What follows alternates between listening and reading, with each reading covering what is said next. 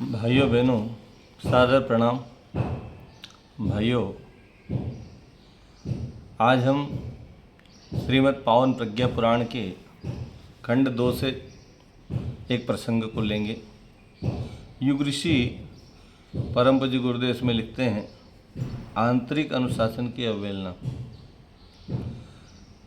आंतरिक अनुशासन जीवन में कितना महत्वपूर्ण होता है, इसे एक बार राजा को उनके मंत्री ने समझाया।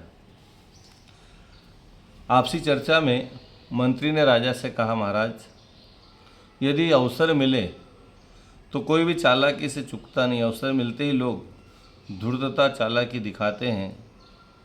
राजन का इसका अर्थ तो ये हुआ कि संसार में भल मानसात कोई बची नहीं।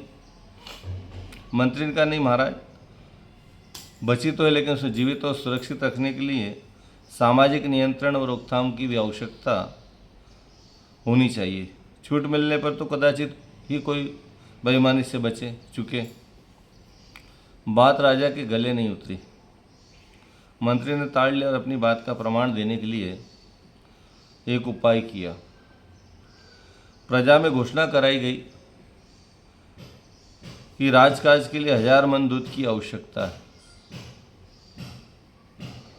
सभी प्रजाजन रात्रि में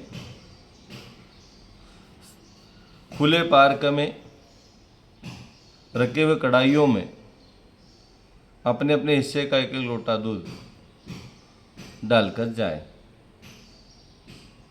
रात्रि के समय पार्क में बड़े बड़े कढ़ाई रख दिए गए। चौकीदार का कोई प्रबंध नहीं किया गया। और जब इस बात का गांव वालों को, प्रजाजनों को पता लगा, तो रात्रिकालीन सभी लोगों ने सोचा कि भाई देखने वाला तो कोई है नहीं, और मैं यदि दूध की जगह पानी भी डाल दूंगा तो कोई फर्क पड़ेगा नहीं। और ऐसा सोचकर हर व्यक्ति ने रात में दूध न डालते पानी डाल दिया। जब सवेरा हुआ तो राजा और मंत्री उस पार्क में गए, उस उद्यान में गए, उस बगीचे में गए, और उस कढ़ाइयों में देखा तो दूध का एक बूंद भी कहीं दिखाई नहीं दिया।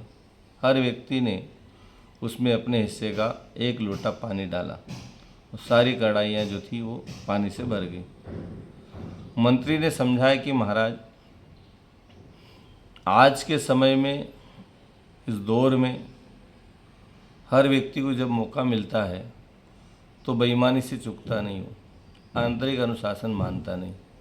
अकेले में आदमी बाहर तो कुछ दिखता है, लोगों के सामने बड़ा धर्मात्मा भी दिखेगा, बड़ा तिलकधारी दिखेगा, बड़ा भगत दिखेगा, बड़ा संत महात्मा दिखेगा, लेकिन जब एकांकी रहेगा, अकेला रहेगा, तो फिर वहाँ पर कहीं पर भी अवसर मिलने पर पाप करने से नहीं चूकेगा। इसलिए आज के इस समय में, आज के इस दौर में मंत्री ने राजा को कहा कि भाई हमें ऐसा प्रबंध करना चाहिए जिससे सामाजिक न्याय व्यवस्था बनी रहे, आंतरिक अनुशासन बने रहे, और लोगों को कानून के प्रति, राज्य के प्रति, देश के प्रति, संस्कृति के प्रति, धर्म के प्रति कहीं न कहीं अपने कर्तव्य का बोध रहे। अधिकार तो सब चाहते हैं, पर कर्तव्य कोई पालना नहीं चाहता। अनुशासन जीवन में आए। परम पूज्य गुरुदेव ने युग का संविधान लिखा, जिसमें 18 सूत्र है, और पहला ही सूत्र कहता है, हम ईश्वर को सर्वव्यापी न्यायकारी मानकर उसके अनुशासन को अपने जीवन में उतारेंगे। ईश्वर के अनुशासन को मानेंगे। ईश्वर का अनुशासन यही है कि हम स्वयं अच्छे बने, औरों को अच्छा बनाएं, समाज को, राष्ट्र को, संस्कृति को, धर्म को सही दिशा में ले जाएं, बिगड़े हुए हालातों को सुधारने का प्रयास करें। हर व्यक्ति आज ये सोचता है कि मेरा क्या, जो भी हो रहा है दुनिया में चल रहा है उसको हम क्या करें, हम तो अच्छे हैं ना, हम तो अच्छा कर रहे हैं। लेकिन ऐसा है नहीं। हम अच्छे बन गए तो इसका मतलब दुनिया को प्रयास न किए जाए।